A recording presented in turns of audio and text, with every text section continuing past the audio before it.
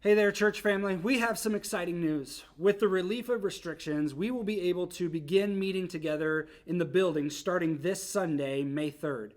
This does not mean that you have to meet in person. Everyone has their own comfort zones, and we encourage you to participate at your own pace.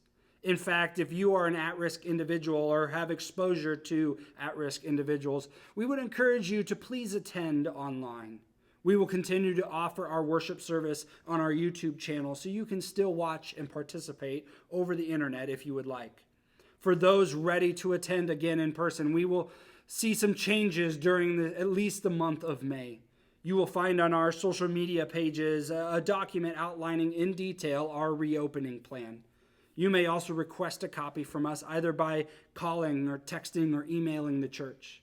Otherwise, I'm just going to share here for a few moments a few of the highlights for you. The first change is that we are going to be blocking off some of the rows of pews to ensure that we are all appropriately keeping to a 6-foot social distance. We ask that only one household family or already co-exposed group sit in each open row. Another change is that we will be limiting our used gathering space to just the sanctuary, fellowship hall, and restrooms. During this time, we ask that if you participate with us in person, that you would refrain from using the coffee bar, the children's wing, and the game room, as we cannot adequately keep those areas socially distant and clean. With children's ministry being impossible to keep socially distant, we will again not be having nursery or children's activities in person. If you have kids, we would encourage you to bring your own toys or other activities with you.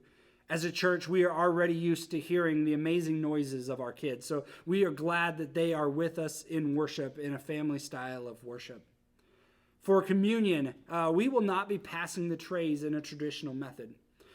Instead, we are going to be using a double cup method and have the ushers walk the empty rows, allowing you to simply take your own communion from the tray and keep the cups to be disposed of after service. Also, for offering, we will not be passing the trays for that as well. We will instead have a drop box in the foyer where you can deposit your tithes and offerings into, or you can continue to send a check through the mail. Again, we want to encourage you to take this at your own pace, to do whatever it is you are comfortable with. If you need more time, you can still worship online at home with us. If you are here, we are here for you, whether you're here in the building or you're at home. Lastly, I want to reiterate some things that I have been saying all along. And these are easy ways that you can connect with others and make this time in our lives everything that God intends it to be. First of all, I pray for those who are on the front lines, making sure that we are all healthy and have food to put on our table.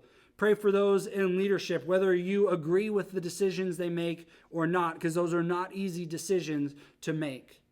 Participate in worship and other times of biblical learning, whether that be online or in person. Continue to be people of the Word in the Scriptures. We ask that you would participate in caring for others. Check on one another. Make sure that those who don't need to be out and about aren't.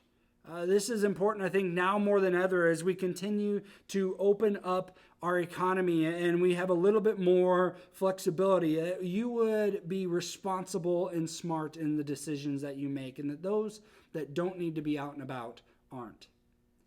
I want to thank everyone for being flexible and understanding in this time. We are in this together, and we're going to figure this out as a church family. I know that we will grow deeper in our relationship with Jesus Christ because of this. I know that all this is different than what we are used to, but our mission continues to be about sharing the hope and peace that is only found through Jesus Christ. We strongly believe that God is in control and that He will work whatever happens during this time for the good of His perfect plan. And as always, if you have any questions or if you're in need of a helping hand, please don't hesitate to reach out to us as a church. We would love to be a resource and a place of comfort as well as a family who serves. So we love you all, and we look forward to being able to worship with you, hopefully in person, but if not, online, and we just want to spend that time together. So we love you, and we'll see you Sunday.